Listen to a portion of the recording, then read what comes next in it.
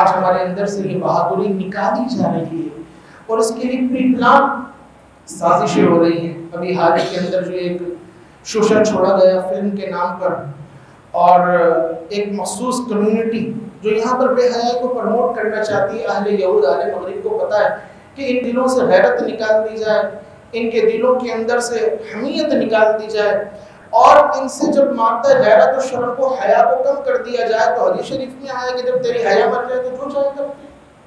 تو اسی پر کام کیا جا رہا ہے.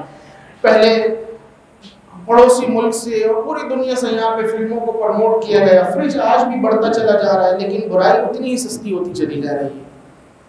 زندگی کی ضرورت کی آسائش کی چیزیں بڑھتی چلی جا رہی ہیں، لیکن برائی پھیلانے والی چیزیں سستی نہیں بلکہ فری میں بھی مل رہی ہیں. لینے والا ہونا چاہیے. تو ایک فلم کو یہاں پر لانچ کرنے کے لیے پوری تیاری کر لی گئی. فنڈنگ کہاں سے آئی؟ اب یہ جو لکھنے والے رائٹر ہیں، ان بدبختوں سے پوچھا جائے تمہارے پاس کوئی موضوع نہیں ہے اس کے علاوہ کہ ایک ایسا شخص جو زنخہ ہے مرد لیکن اس نے اپنا حلیہ ہجڑ والا بنا لیا ہے، اور پھر وہ اپنے آپ کو ہجڑا بنا کر اور اپنے آپ کو عورت ثابت کرنے کے لیے اور پھر اپنے آپ کو دوسروں پر پیش کر دے کہ مجھ سے لطف حاصل کرو. تم اس کے اوپر کہانیاں لکھو، اس کے اوپر تم کردار سازی کرو، اور پھر اس کے گھر والے جب اس کی مخالفت کریں تو ان کو دشمن بنا کر دکھاؤ.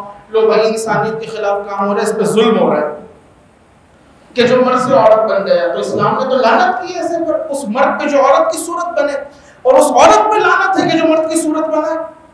تم کہتے ہو اس کی بیوی ظلم کر رہی ہے، اس کا باپ ظلم کر رہا ہے، اس کو کہہ رہا ہے کہ تو زنخہ نہ بن، یہ عورتوں والی حرکتیں چھوڑ. تو تف ہے ایسے رائٹرز پر، ان کے پروموٹرز پر، ان کے پروڈیوسرز پر، ان کے ڈائریکٹر پر، ان کے کو اسٹاف پر، ان کو فنڈنگ دینے والوں پر. یہ تمام کے تمام جہنم کے ایندھن بنیں گے. پھر کہتے ہیں کہ یہ تو ہم نے یہ بات تو انسانیت کی بات کی ہے، یہ بھی تو ایک مخلوق ہے، بالکل مخلوق ہے.